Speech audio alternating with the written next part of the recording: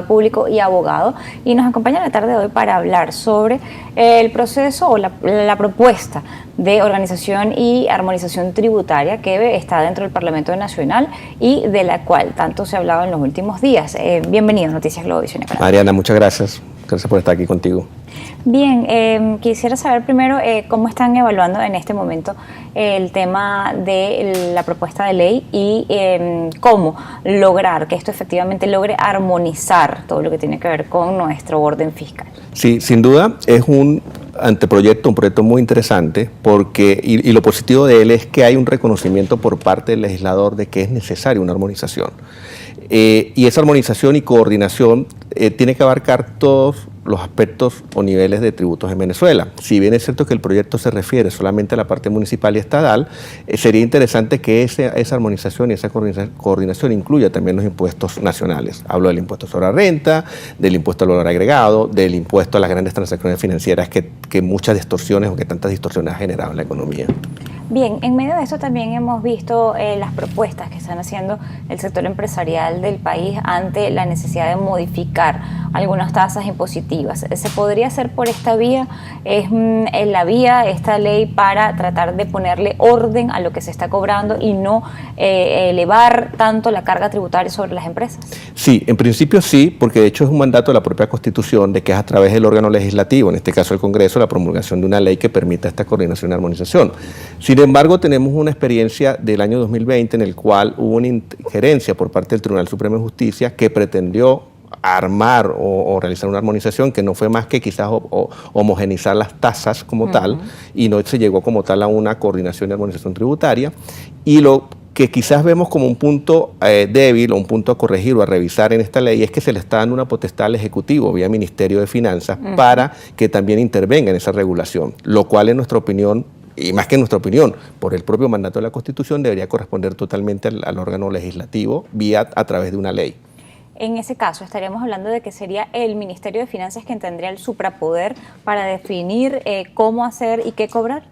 Bajo los supuestos del proyecto, sí, el Ministerio de Finanzas e incluso gobernadores y alcaldes tendrían la potestad y posibilidad de modificar aspectos fundamentales de lo que es la determinación del hecho imponible, el cual debería estar claramente estipulado en la ley. Cuando hablamos de determinar el hecho imponible, estaríamos hablando de cómo fijar la tasa, en función de qué fijarla. ¿Cuáles son los contribuyentes? ¿Cuáles son los contribuyentes? ¿Cómo se amplía o no la base de contribuyentes? ¿Eso no es una tarea que además le correspondería al CENIAT?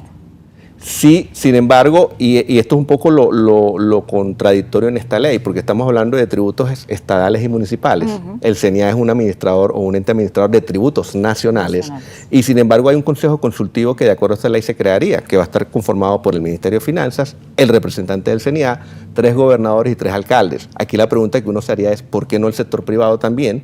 ¿Por qué no los académicos también, de manera de buscar esa sinergia y realmente orientar esa reforma de la ley a lo que pueda ser una verdadera armonización tributaria? En medio de esto ha sido también un tema en función de qué se toma el valor para fijar el impuesto, la sanción, lo que sea que se va a cobrar. Se ha hablado en algún momento de unidad tributaria, en función de unidades tributarias, se habló en función del euro, se ha hablado en función del petro. ¿Cómo debería organizarse? ¿Eso sería parte de la armonización? Forma parte, y de hecho, cuando hacía referencia hace un rato a esa sentencia del TCJ del año 2020, allí se estableció el petro como esa unidad de cuenta, a los fines de poder medir temas de sanciones o actualizar el tema de las sanciones, incluso la base imponible. Con este proyecto de reforma se habla de la tasa de mayor valor que publica el Banco Central de Venezuela. Esa tasa de mayor valor no es más que un concepto que ya se recogió en el año 2020 en el Código Orgánico Tributario, que yo lo llamo de una u otra manera es la dolarización de los tributos, aunque sigo pagando los tributos en bolívares, pero no es más que la dolarización de los mismos, y que en este momento esa mayor tasa correspondería a la libra esterlina, ni siquiera al euro, de cara a lo que publica el Banco Central de Venezuela. En medio de todo lo que ha estado pasando en el país, y llegamos al punto, a otro de los puntos que afecta quizá el desempeño económico del país, y es el tipo de cambio, esos tipos de cambio, esa actualización constante que hace el Banco Central de Venezuela y esos saltos que de pronto puede dar el tipo de cambio. ¿Cómo ha afectado el tipo de cambio y la variación que tuvo en las últimas semanas la contabilidad de las empresas? Sí. Tiene básicamente 3 impactos: un impacto operativo de fijación de precios, reposición de inventario, No solamente se ha dado el tema de incremento de la tasa o variación de la tasa, sino es que los costos en dólares se han incrementado. De acuerdo a economistas, el poder de compra del dólar ha perdido un 70% de su valor. Eso significa que hoy con un dólar compro menos cosas de las que compraba hace un año. Por lo tanto, pretender yo fijar un precio cuando tengo también una ley de costos y precios justos, que por cierto también va a un proceso de reforma pronto, en donde me establece un margen del 30%, pero ante una variable de inflación y de evaluación es muy complicado poder operar en ese entorno. Eso es operativo. Desde el punto de vista tributario, se empiezan a generar o unas ganancias que yo llamaría ganancias ficticias o pérdidas ficticias, dependiendo si tengo activos o pasivos en moneda extranjera, los cuales tienen un impacto en el pago de impuestos sobre renta. Y si hablamos de la parte contable mercantil, pudiéramos estar hablando de empresas que con grandes pasivos en moneda extranjera entren en una situación de quiebra técnica, en donde tendrían que hacer una reposición de ese déficit aportando capital. Un capital que posiblemente hoy las empresas no los tienen o los accionistas no lo tienen en virtud de la situación en la cual están inmersas cada una de ellas. En estas condiciones que enfrenta la economía, ¿es fácil, es posible para una empresa evitar todos esos escenarios que se dan cuando tienes momentos de impacto como este donde no estaban previstos? Lo importante en estos momentos es realizar proyecciones económicas y operativas de cuál puede ser esa situación financiera, contable, tributaria al cierre del ejercicio. Obviamente no puedo esperar a que llegue el 31 de diciembre, si hablamos de un ejercicio de enero-diciembre, a los fines de poder determinar cuáles son esos impactos. Ya yo desde hoy, y esto es un poco lo que hacen las empresas, debería empezar a evaluar y cuál es ese impacto que generaría ese movimiento de la tasa. Hace un año, si hablábamos acá de una tasa de cambio, parados al año pasado, economistas hablaban de 12, 15 bolívares la tasa de cambio. Estamos alrededor de 8. Y un 8 que hace 3 o 4 meses la gente decía no va a pasar de 6. Ahora, ¿cuál es la tasa a diciembre? Y allí es donde el preparar y manejar esos escenarios, en donde cada uno de esos escenarios, cada variación de la tasa va a tener un impacto, es lo que le va a permitir a las empresas establecer programas o márgenes de acción o cursos de acción para mitigar ese efecto o minimizarlo en todo caso a los fines de seguir operando. Esto también en el aspecto positivo aprecia de alguna manera el valor de algunos bienes dentro de las empresas o al final los afecta. No, sí hay sin duda alguna una apreciación del valor de los bienes. Sin duda alguna desde el punto de vista contable esto podrá representar el presentar unos estados financieros más robustos o con unos valores más adecuados a lo que sea la realidad, porque sin duda un activo que pude haber comprado hace 10, 15 años, que pagué una cantidad de bolívares en donde posiblemente esos activos están totalmente depreciados, un valor cero en mi contabilidad, cuando yo hoy hago un avalúo de esos activos, posiblemente estamos en presencia de un activo con un valor significativo y que de cara a una apertura de los préstamos del crédito bancario en Venezuela, en donde yo tengo que presentar como parte de los requisitos un estado financiero, sin duda alguna puede representar un beneficio para las empresas. Efectivamente, y ese era el punto, el tema de ir a la solicitud de préstamo, el poder tener los balances financieros adecuados para pedir un préstamo. Cuando tienes este tipo de variaciones cambiarias, ¿te afectan o por el contrario, como usted ha señalado, se habla de estar más cercanos a una realidad?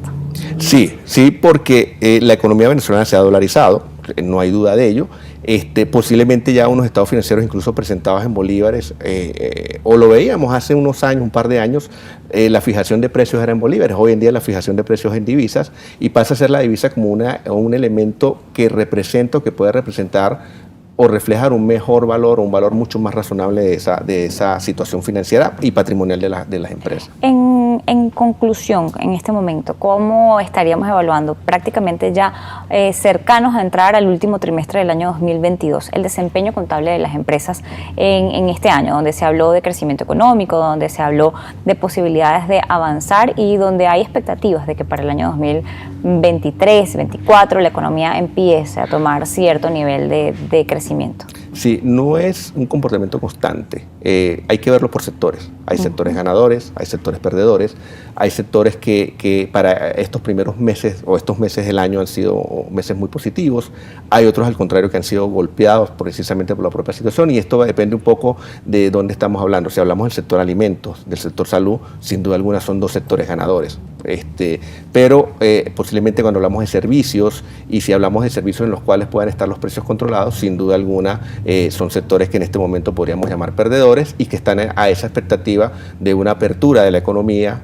Incluso se ve con buenos ojos inicialmente una reforma a esa ley de costos y precios justos, la cual establece realmente una cadena en cuanto a lo que pueda ser mi operatividad o determinación de margen de rentabilidad. Y si se llega a dar una discusión abierta, tal cual como está pasando con la ley orgánica de armonización y coordinación tributaria, pudiera ser bien positivo de cara a la economía venezolana y a cada una de las empresas.